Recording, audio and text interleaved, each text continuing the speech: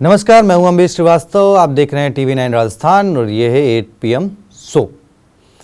सचिन पायलट भले ही पिछले कई सालों से राजस्थान में किसी पद पर नहीं थे, उनको हटा दिया गया था। उसके बाद खैर जिस तरीके से हुआ, लेकिन सचिन पायलट हमेशा सुर्खियों में रहते हैं। फिर चाहे वो राजस्थान में हो, चाहे वो राजस्थान से बाहर किसी प्रदेश में हो, या फिर वो विदेश में हो। कल ही मैंने एक वीडियो किया था जब वो बहरीन गए तो किस तरीके से एयरपोर्ट से लेकर वहाँ बहरीन की सड़कों तक उनका स्वागत हुआ। लेकिन अब कहानी है उनके बहरीन से लौटने की।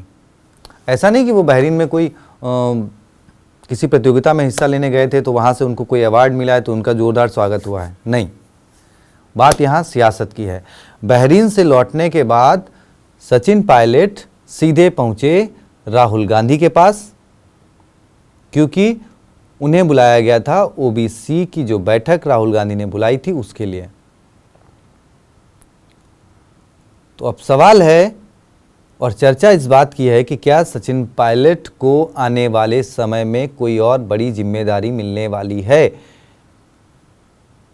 राजस्थान में तो चर्चा है ही है कि वो प्रदेश अध्यक्ष बन सकते हैं, वो 2028 में मुख्यमंत्री पद के दावेदार बन सकते हैं।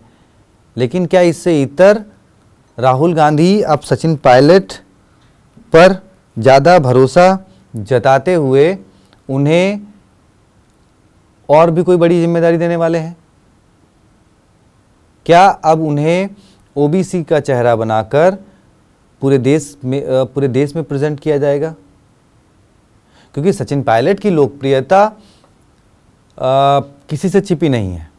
चाहे वो पद पे रहें, चाहे ना रहें, चाहे वो केंद्र में मंत्री रहें, चाहे वो प्रदेश के मुख्यमंत्री रहें, उप मुख्यमंत्री रहे हों, चाहे वो कांग्रेस पार्टी में किसी पद पर रहे हों, चाहे वो ना रहे हों, वो राजस्थान में जब निकलते हैं तब उनके पीछे लाव लश्कर दिखता है। जब वो प्रदेश से बाहर कहीं जाते हैं तब उनके पीछे लाव लश्कर दिखता है।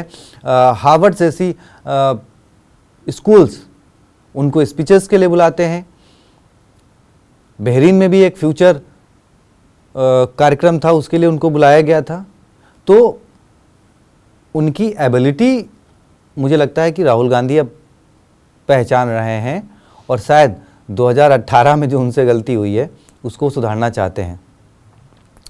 अच्छा, अब सचिन पायलट की मुलाकात हुई, इधर चर्चा में ये भी है कि भाई जो जिला अध्यक्षों की लिस्ट आई है उसमें 18 लोग डोडासरा की टीम के, 9 लोग अशोक गहलोत की टीम के, 10 लोग सचिन पायलट की टीम के।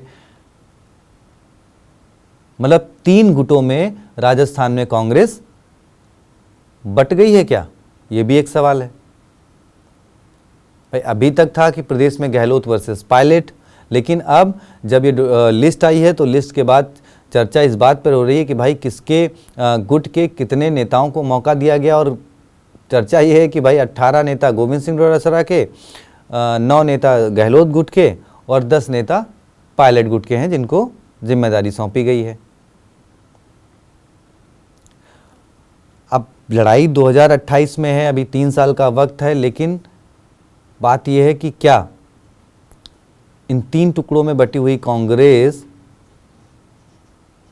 वापसी कर पाएगी? जो राजस्थान की परिपाटी है परिवर्तन वाली, उसको बरकरार रख पाएगी? और इसमें सचिन पायलट की भूमिका कितनी अहम होने वाली है? क्योंकि अगर वो ओबीसी की बैठक में जा रहे हैं, राहुल गांधी के साथ बैठक कर रहे हैं और उसके बाद वो उनको तत्काल प्रभाव से वो छत्तीसगढ़ भी जा रहे हैं क्योंकि वो वहाँ के प्रभारी भी हैं, तो क्या सचिन पायलट अब आने वाले राजस्थान के इलेक्शंस की जिम्मेदारी संभालेंगे? उनके चेहरे पर चुनाव लड़ा जाएगा?